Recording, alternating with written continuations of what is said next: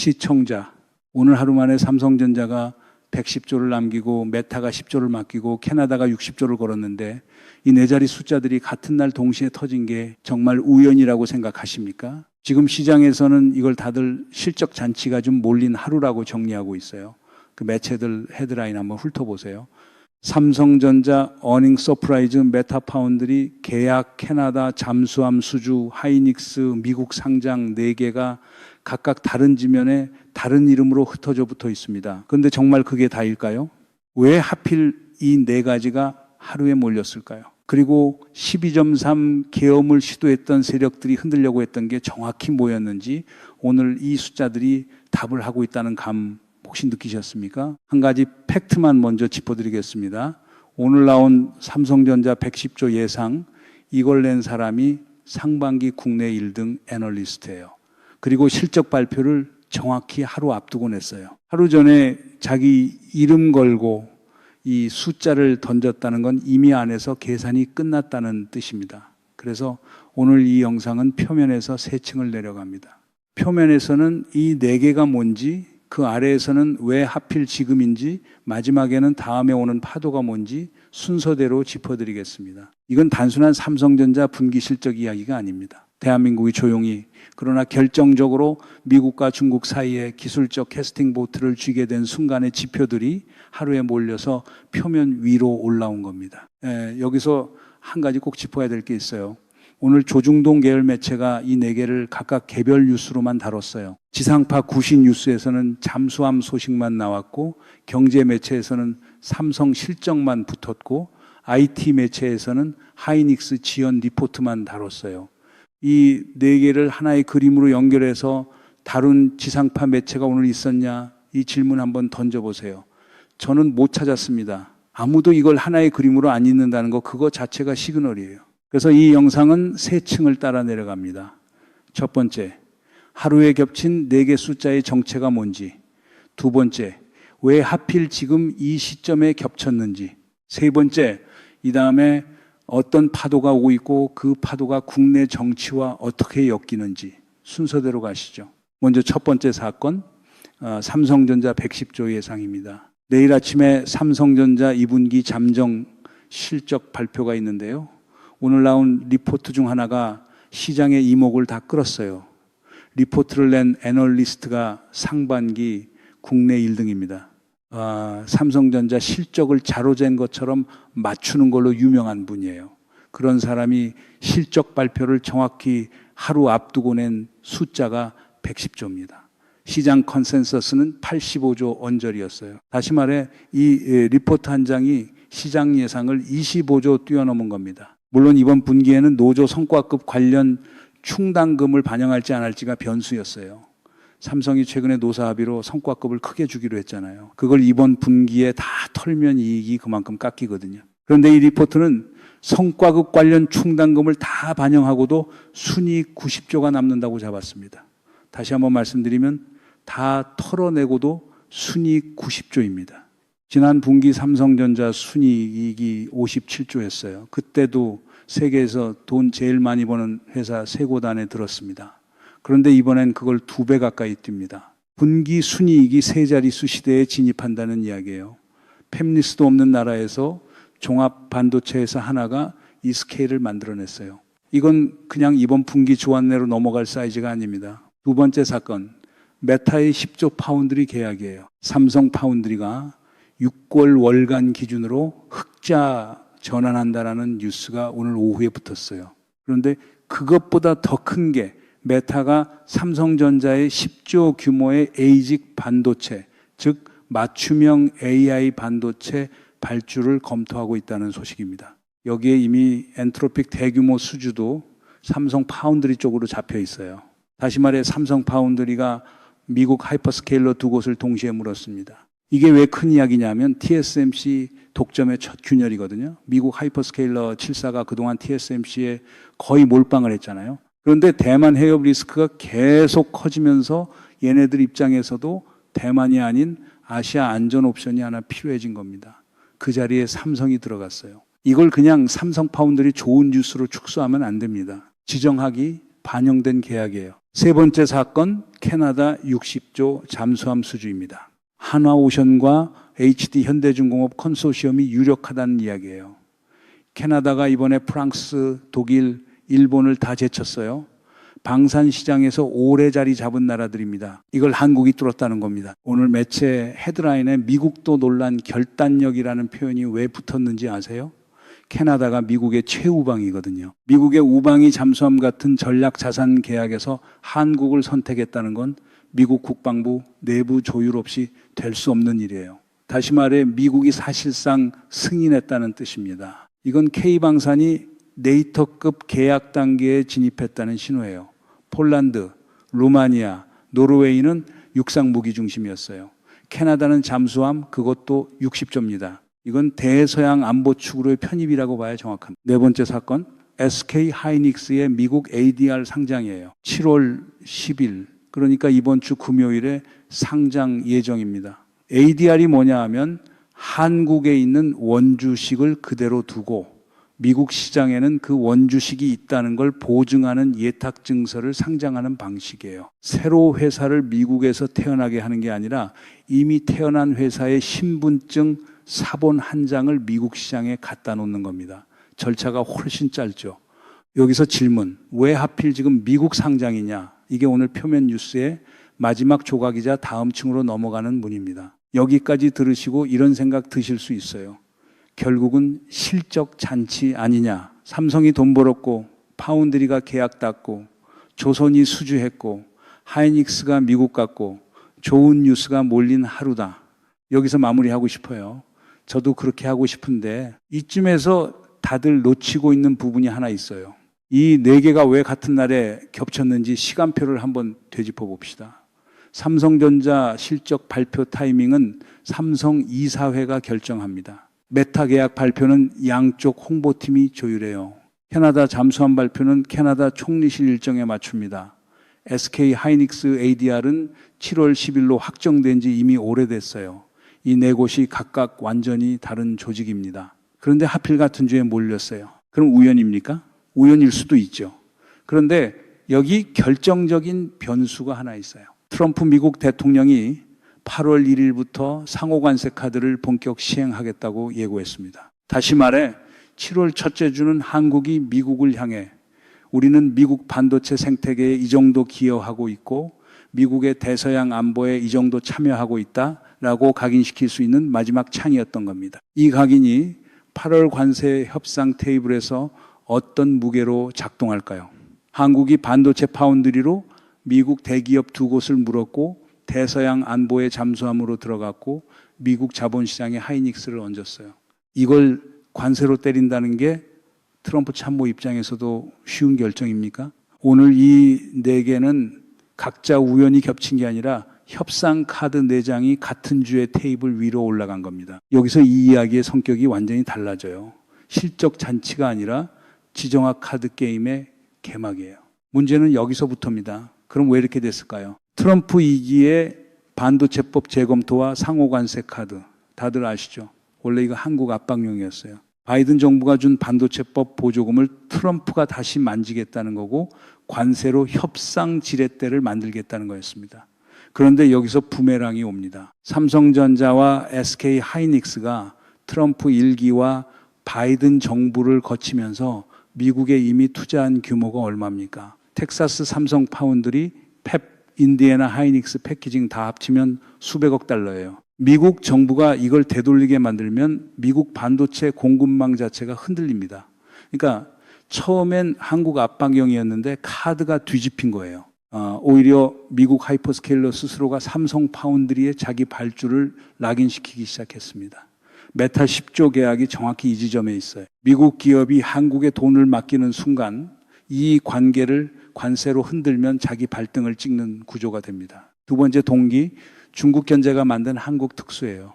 중국 공산당이 반도체 자립에 매달린 지 오래됐죠. SMIC, YMTC 다 그 연장선입니다. 그런데 ASML의 EUV 노광 장비 수출 금지가 유지되면서 중국의 첨단 반도체 자립이 벽에 부딪혔어요. 여기에 대만 해협 리스크가 겹칩니다. 하이퍼스케일러들 입장에서 첨단 반도체 공급을 100% TSMC에 의존하는 게 안보상 감당 안 되는 상황이 온 거예요.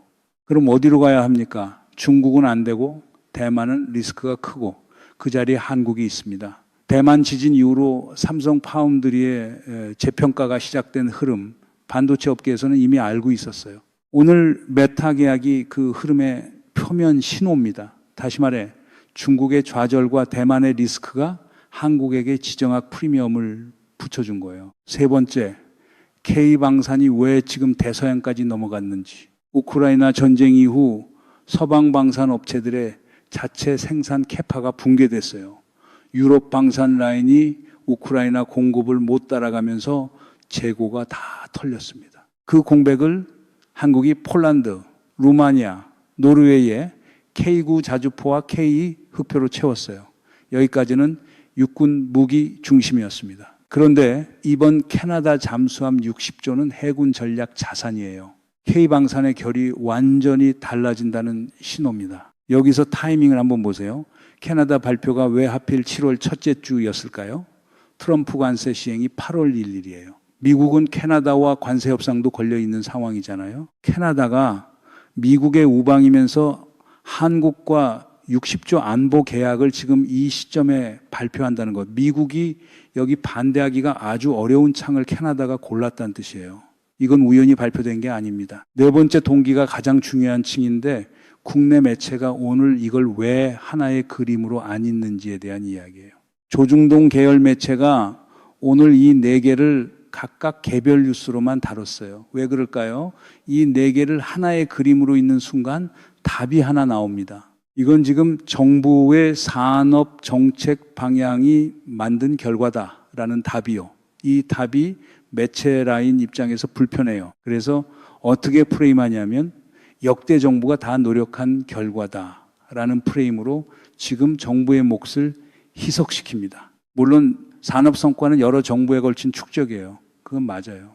그런데 오늘 이 시점에 이렇게 겹쳐 터지도록 조율한 정책 방향, 그건 어느 정부 결정입니까? 그리고 이 조율을 흔들려고 12.3계엄이라는 방식으로 나섰던 세력이 있었잖아요. 그 세력의 시도를 국민이 막았기 때문에 오늘 이 네 자리 숫자가 나올 수 있는 정치적 조건이 유지된 겁니다. 12.3이 성공했다면 오늘 이 발표들이 이 형태로 나왔을 리가 없어요. 그런데 조중동은 그 대비를 다루지 않습니다. 왜냐하면 그 대비를 다루는 순간 12.3 시도의 정치적 무게가 산업 성과와 곧바로 이어져 버리거든요. 같은 매체들이 12.3 책임 규명에는 어떤 톤으로 접근했는지 한번 비교해 보시면 됩니다. 온도가 완전히 달라요. 여기서 오늘 시장을 흔들었던 또 다른 뉴스 하나를 짚어야 됩니다. 세미 어널리시스라는 미국 사설 리서치가 오늘 리포트를 하나 냈어요. 엔비디아 차세대 제품 카이버, 이게 원래 예상보다 1년 이상 지연될 수 있다는 내용입니다. 카이버가 지연되면 여기 들어가는 HBM 물량도 뒤로 밀리잖아요. 그래서 오늘 오후에 SK 하이닉스 주가가 눌렸어요. 관련 PCB 회사들도 다 같이 밀렸습니다. 그런데 여기서 잠깐 세미 어널리시스의 최근 이력을 한번 짚어보세요. 얼마 전에 이 회사가 광통신 시장에 대해서 아주 부정적인 리포트를 냈어요. 광통신주들이 폭락했습니다. 그리고 얼마 뒤에 다른 데와 협업해서 광통신주를 담은 상품을 만들어서 팔았어요. 주가를 폭락시킨 다음에요. AMD에 대해서도 부정적인 리포트를 낸 적이 있는데 AMD 임원들과 미팅한 다음에 톤이 갑자기 온화해졌어요. 이 패턴을 X, 그러니까 트위터의 미국 트레이더들이 지속적으로 지적하고 있습니다. 충격을 주고 자기 상품을 판다는 지적이에요. 여기서 오늘의 타이밍을 다시 보세요. SK 하이닉스, ADR 공모가는 오늘부터 3일간의 한국 거래 가격을 기준으로 결정됩니다. 다시 말해 한국 하이닉스 주가가 이 3일 동안 낮으면 낮을수록 미국 주관사와 기관 투자자들이 ADR을 싸게 받을 수 있어요. 공모가 산정 3일 창의 첫날에 정확히 하이닉스를 누르는 리포트가 미국 사설 리서치에서 나왔습니다. 우연일 수 있어요. 그런데 이 우연이 몇 번째입니까? 삼국지 적벽대전이 끝나고 조조가 화용도로 달아나잖아요. 관우가 매복하고 있다가 정을 봐서 조조를 놓아준 걸로 유명한 장면인데 정작 그 자리에 관우를 세운 게 제갈량이었어요. 왜냐하면 이 순간 조조가 죽으면은 삼국의 판 자체가 안 돌아가거든요. 판이 계속 돌아가려면 조조가 살아 있어야 되고 관우가 놓아져야 그 다음 국면이 열립니다. 강한 나라는 흔들려 하는 손을 통해 확인됩니다. 이 문장 한번 곱씹어 보시고요. 세미 어널리시스가 왜 하필 지금 지연 리포트를 뿌리는지 그 자체가 한국 반도체가 그만큼 위협적이라는 반증이에요. 하이버 지연이 사실이든 아니든 한국 반도체 주가를 눌러야 자기가 이익을 보는 세력이 존재한다는 사실이 오늘 그대로 드러난 겁니다. 시청자 여러분이 뉴스만 보면 이런 구조가 잘 안 보여요. 지상파 보도만 보고 있으면 하이닉스 하락은 그냥 하이버 지연 때문이라고 정리하고 넘어갑니다. 그런데 그 리포트가 왜 이 시점에 나왔는지, 낸 사람의 이해관계는 뭔지, 그건 여러분이 직접 하고 들어야 보이는 층이에요. 자, 이제 이 다음 파도로 갑니다. 시장이 하이퍼스케일러 7사만 보고 있어요. 아마존, 마이크로소프트, 알파벳, 메타, 오라클 이런 회사들이 반도체 수요를 견인한다고요. 맞아요. 지금까지는 그랬어요. 그런데 이 회사들이 언젠가 투자 속도를 늦추면 반도체 경기가 꺾이는 거 아니냐, 이 걱정이 시장에 깔려 있잖아요. 여기에 저는 다른 관점을 하나 얹고 싶어요. 하이퍼스케일러 7사만 AI 하는 게 아닙니다. 다음 파도가 옵니다. 한국 정부는 이미 AI에 국가 예산을 넣고 데이터 센터를 짓기 시작했어요. 사우디아라비아는 네온 프로젝트 안에 데이터 인프라를 심고 있고 UAE는 국가 단위 데이터 센터 구축에 들어갔습니다. 유럽은 데이터 주권 대응으로 데이터를 다시 유럽 안으로 가져오는 리셔링 데이터 센터를 만들고 있어요. 동남아 국가들이 이 대열에 따라 붙고 있습니다. 이 2차 웨이브가 언제 옵니까? 시장은 2026년에서 2027년으로 잡고 있어요. 그때는 반도체 가격이 지금 수준을 유지하기만 해도 물량이 폭증합니다. 반도체 슈퍼사이클 스토리 자체가 끝나는 게 아니라 수요층이 넓어지는 국면으로 넘어가는 거예요. 하이퍼스케일러가 파도의 첫 층이었다면 정부와 지역 인프라가 두 번째 층이고 그 아래에 개별 국가와 산업별 자립 데이터 센터가 세 번째 층입니다. K조선도 마찬가지예요. 캐나다 60조가 끝이 아닙니다. 호주가 콜린스급 잠수함 교체를 앞두고 있고 영국은 아스튜트급 후계 논의가 나오고 있어요. 노르웨이 잠수함 프로젝트도 대기 중입니다. LNG 운반선은 이미 한국이 세계 시장의 15%를 잡고 있어요. FLNG와 FPSO 대형 프로젝트가 3기 동시에 건조되고 있고요. 8년간 적자였던 조선업이 세계 최초 기술 라인을 다시 뚫었다는 흐름. 오늘 캐나다는 그 흐름의 재확인입니다. 그리고 여기서 12.3 세력의 위치를 짚고 넘어가야 됩니다. 12.3 계엄을 시도한 세력의 정치적 논리가 뭐였습니까? 첫째, 종북 척결이라는 프레임으로 한국의 국제 위상을 축소시키려 했습니다. 둘째, 검찰 카르텔을 유지시키면서 산업 정책 결정 구조를 왜곡하려 했어요. 셋째, 조중동 매체 라인의 대일 편향으로 한국의 외교 자율성을 손상시키려 했습니다. 오늘 발표된 4개 성과는 정확히 그 반대 방향에서 만들어진 결과예요.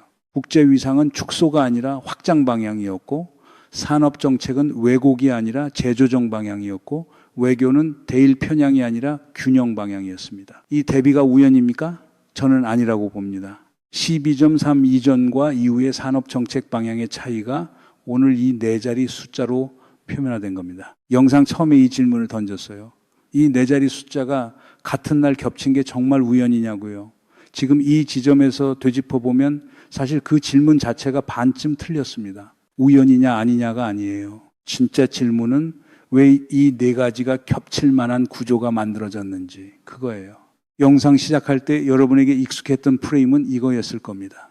삼성이 돈 벌었다. 조선이 계약 땄다. 하이닉스가 미국 갔다. 좋은 뉴스다. 지금 이 지점에서 여러분이 보시는 그림은 완전히 다릅니다. 대한민국이 미국과 중국 사이에서 기술 캐스팅 보트를 주게 된 구조가 하루 만에 표면 위로 올라온 겁니다. 관세 협상 카드 4장이 8월 1일 트럼프 관세 시행을 앞두고 테이블 위에 동시에 얹혔어요. 미국 사설 리서치가 정확히 하이닉스 ADR 공모가 산정 첫날에 지연 리포트를 뿌렸어요. 그리고 이 그림 전체를 조중동 계열 매체는 하나로 있지 않았어요. 여러분이 뉴스를 보면서 뭔가 그림이 크다고 느꼈던 그 감각, 그게 정확했던 겁니다. 표면 헤드라인만 따라가면 실적 잔치인데 한 층만 내려가면 지정학 카드 게임이고 두 층 내려가면 국내 정치의 배후지도가 보여요. 이 세 층을 다 아우르는 시야를 가진 시청자가 있느냐 없느냐에 따라 이 나라의 다음 5년이 갈립니다. 그리고 마음에 조금 짐이 남으실 수도 있어요. 이렇게까지 잘 돌아가는 흐름이 진짜로 지속 가능한 거냐, 흔들 세력은 이걸 그냥 두겠냐 하는 불안이요. 다음 이야기가 바로 그겁니다. 이 흐름은 안전하지 않습니다. 4분기 실적은 지금 애널리스트들도 못 잡아요. 분기 순이익 100조가 넘는 시대에 들어가면 삼성전자의 국제적 위상 자체가 바뀝니다. 그리고 위상이 바뀌면 이걸 흔들려는 압력도 새로운 형태로 옵니다. 트럼프가 8월 1일에 관세를 실제로 시행하면 어떤 반응이 나올까요? 세미 어널리시스가 다음 리포트에 뭘 담을까요? 중국이 반도체 자립에 계속 실패하는 상황에서 어떤 형태로 튀어나올까요? 국내에서 12.3 시도를 지원했던 세력들이 이 산업축을 흔들려는 다음 시도를 어떤 방식으로 준비하고 있을까요? 역사에서 비슷한 순간이 있었습니다. 1997년 IMF 위기 직전 한국 재벌들의 세계 진출이 잘 나가는 것처럼 보였던 시기가 있었어요. 2008년 금융위기 직후에는 삼성과 하이닉스가 반도체 슈퍼 사이클로 진입하는 국면이 열렸습니다. 지금은 반도체와 조선과 방산 이 세 개 축이 세계 시장에서 동시에 돌아가는 한국 역사상 처음의 순간이에요. 이 축이 흔들리지 않으려면 국내에서 이 축을 흔들려 했던 세력이 다시 흔들 기회를 주지 말아야 한다는 것. 이건 오늘 발표된 네 자리 숫자만큼이나 중요한, 그러나 아직 답이 안 나온 질문입니다. 여러분들 이 사안을 어떻게 생각하십니까? 여러분들의 견해를 댓글로 많이 남겨주시기 바랍니다. 감사합니다.